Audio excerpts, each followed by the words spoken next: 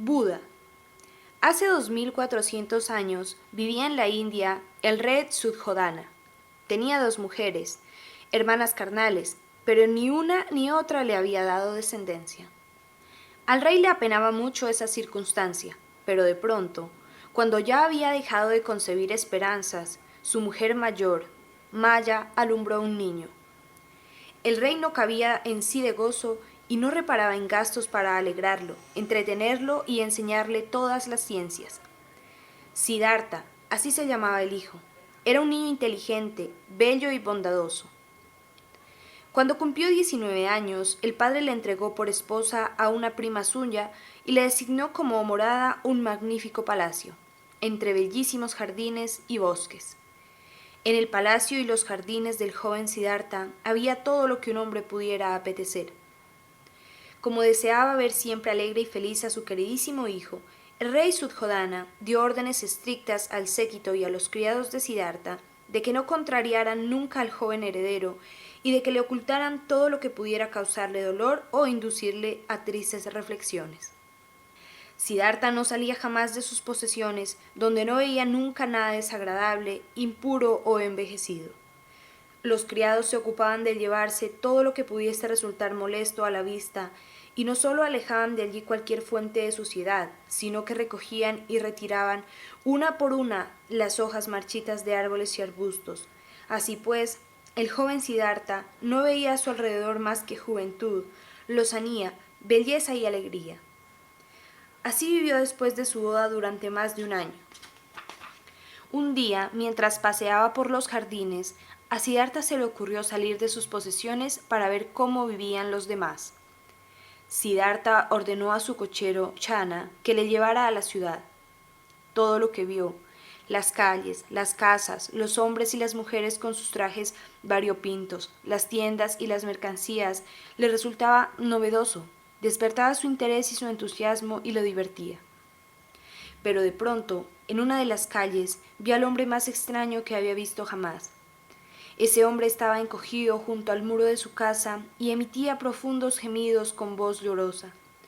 Su rostro estaba pálido y arrugado, y su cuerpo se estremecía de pies a cabeza. ¿Qué le pasa a ese hombre?, preguntó Siddhartha a su cochero Chana. Debe de estar enfermo, dijo éste. ¿Qué quiere decir eso? Que tiene el cuerpo dañado. ¿Y sufre? Pues claro que sufre. ¿Qué le ha sucedido? Ha contraído una enfermedad. ¿Cualquiera puede contraer una enfermedad? Sí. Siddhartha no preguntó más, nada más. Al poco rato, al coche de Siddhartha se acercó un viejo mendigo, decrépito, con la espalda encorvada y los ojos enrojecidos y anegados de lágrimas. El viejo movía a duras penas sus piernas resecas y temblorosas, bisbeceando con su boca desdentada. Le pidió una limosna. ¿También está enfermo?, preguntó Siddhartha. No, es un viejo, dijo Chana. ¿Qué quiere decir eso? Que ha envejecido. ¿Y por qué le ha sucedido algo así? Porque ha vivido mucho tiempo. Todos los hombres envejecen. ¿Lo mismo le sucede a todos los que viven mucho tiempo? Sí. ¿También me sucederá a mí si vivo mucho tiempo? A todos les pasa lo mismo, respondió Chana. Llévame a casa, dijo Siddhartha. Chana asusó a los caballos, pero a la salida de la ciudad algunos hombres le impidieron el paso. Llevaban en unas angarillas un bulto con apariencia humana. ¿Qué es eso?, preguntó Siddhartha. Un muerto, respondió Chana. ¿Qué quiere decir muerto?, preguntó Siddhartha. Que ha dejado de vivir. Siddhartha se apeó del carruaje y se acercó a los hombres que portaban el cadáver. El muerto, con los ojos abiertos, estáticos y vidriosos, los dientes apretados y los miembros rígidos, tenía esa inmovilidad que solo se aprecia en los muertos.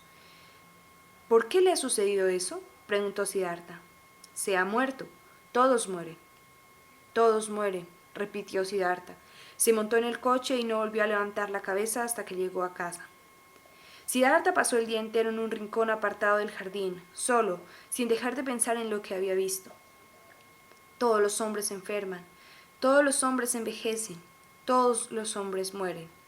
¿Cómo pueden vivir los hombres sabiendo que a cada momento pueden enfermar, que cada instante que pasa son más viejos, se desfiguran y pierden las fuerzas? También saben que pueden morir en cualquier instante, y en verdad morirán más tarde o más temprano. ¿Cómo es posible disfrutar de cualquier cosa, ocuparse de cualquier actividad? ¿Cómo es posible vivir cuando se sabe que la muerte es inevitable? Eso no puede ser, se dijo a sí mismo Siddhartha. Hay que encontrar una liberación. Yo la encontraré, y cuando la encuentre, se la comunicaré a los hombres. Pero, para encontrarla, debo salir de este palacio, donde todo distrae mis pensamientos.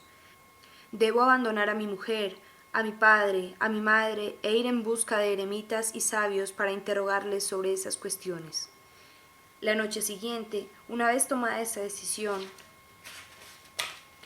Siddhartha llamó a su cochero Chana, le ordenó que ensillara un caballo y que le abriera el portón. Antes de dejar su casa, entró en la habitación de su mujer que estaba dormida. Sin despertarla, se despidió mentalmente de ella y con pasos silenciosos, tratando de no despertar a los criados dormidos, abandonó para siempre su palacio. Montó en el caballo y partió solo de la casa paterna. Se alejó todo lo que le permitieron las fuerzas de su caballo. Luego se apeó, lo dejó marchar, y después de intercambiar su ropa con un monje al que se había encontrado por el camino y de afeitarse la cabeza, se fue a ver a unos sabios eremitas brahmanes, a los que pidió que le explicaran todo lo que no comprendía, por qué existían la enfermedad, la vejez y la muerte y cómo liberarse de ellas.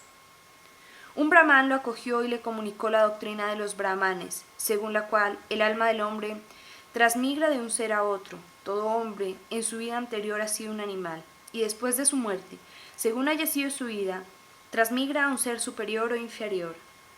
Siddhartha entendió esa doctrina, pero no la aceptó. Vivió entre los brahmanes durante 6 meses, y luego se marchó a los espesos bosques, donde vivían célebres maestros eremitas, con quienes vivió 6 años, ayunando y conociendo grandes privaciones. Tan grandes fueron sus privaciones y tan austero su ayuno, que su fama se extendió entre el pueblo. A su alrededor se reunieron varios discípulos, y los hombres empezaron a alabarlo. Pero en la doctrina de esos eremitas tampoco encontró lo que buscaba. Se vio asaltado por las tentaciones, empezó a añorar lo que le había abandonado y sintió deseos de volver con su padre y con su mujer. No obstante, en lugar de regresar a su casa, dejó a sus devotos y discípulos y se marchó a un lugar donde nadie lo conocía. Allí siguió reflexionando acerca de la misma cuestión, cómo salvarse de la enfermedad, de la vejez y de la muerte. Se atormentó mucho tiempo, pero un día, mientras estaba sentado debajo de un árbol, pensando siempre en lo mismo, se le reveló de golpe lo que buscaba: la vía de la salvación de los sufrimientos, la vejez y la muerte. La vía de salvación se le presentó en forma de 4 verdades. La primera, que todos los hombres están sujetos al sufrimiento. La segunda, que las causas del sufrimiento son las pasiones. La tercera, que para liberarse del sufrimiento hay que extirpar de uno mismo las pasiones.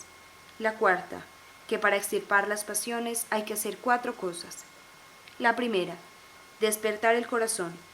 La segunda, purificar los pensamientos. La tercera, librarse de la malevolencia y la irritabilidad. La cuarta, despertar en uno mismo el amor no solo por los hombres, sino por cualquier criatura viva. Mortificar la carne es superfluo, lo más importante es purificar el alma de los malos propósitos. La verdadera liberación reside únicamente en el amor. Solo un hombre que haya sustituido los apetitos por el amor puede romper las cadenas de la ignorancia y de las pasiones y liberarse del sufrimiento y de la muerte. Cuando esa doctrina se le reveló, Siddhartha abandonó el desierto, dejó de ayunar y maltratar su cuerpo y empezó a andar entre el pueblo y a predicar la verdad que se le había revelado. Al principio los discípulos lo abandonaron, pero luego, cuando comprendieron su doctrina, se unieron a él. Y aunque los brahmanes persiguieron a Siddhartha Buda, su doctrina se difundía cada vez más. Siddhartha predicaba su doctrina al pueblo en forma de 10 mandamientos. Primero, no matar, respetar la vida de cualquier criatura. Segundo, no robar, no saquear, no quitar a los demás el fruto de su trabajo. Tercero, ser casto de obra y de pensamiento. Cuarto, no mentir, decir la verdad cuando es necesario sin temor y con amor. Quinto, no hablar mal de los hombres y no repetir las murmuraciones que se dicen del prójimo. Sexto, no jurar. Séptimo, no perder el tiempo en discursos vanos, decir cosas concretas o callar. Octavo, no buscar beneficios, no sentir envidia y alegrarse del bien ajeno. 9. Purificar el corazón de la ira, no odiar a nadie, amar a todos. 10. Tratar de comprender la verdad. Durante 10 años, Buda fue de un lugar a otro predicando su doctrina. En los últimos años, Buda era débil, pero seguía caminando y predicando. En uno de sus vagabundeos sintió que se acercaba la muerte y deteniéndose dijo: «Tengo sed». Los discípulos le dieron agua. Buda bebió un poco, estuvo sentado un rato y luego siguió andando. Pero cerca del río Jaraneavata volvió a detenerse y sentado debajo de un árbol dijo a sus discípulos: «Ha llegado mi hora. Cuando ya no esté entre vosotros, recordad lo que os he dicho». Al oírle, Ananda, su discípulo preferido, no pudo contenerse y apartándose de allí rompió a llorar. Siddhartha mandó que fueran a buscarlo y le dijo: «Basta, Ananda, no llores, no te asustes. Más tarde o más temprano debemos separarnos de todo lo que nos resulta querido. ¿Acaso hay algo eterno en este mundo? Amigos míos», añadió dirigiéndose a los demás discípulos, «vivid como os he enseñado, liberaos de la red de las pasiones que envuelve a los hombres, seguid la senda que os he señalado. Recordad siempre que todo lo corpóreo es perecedero, solo la verdad es indestructible y eterna. En ella debéis buscar la salvación». Esas fueron sus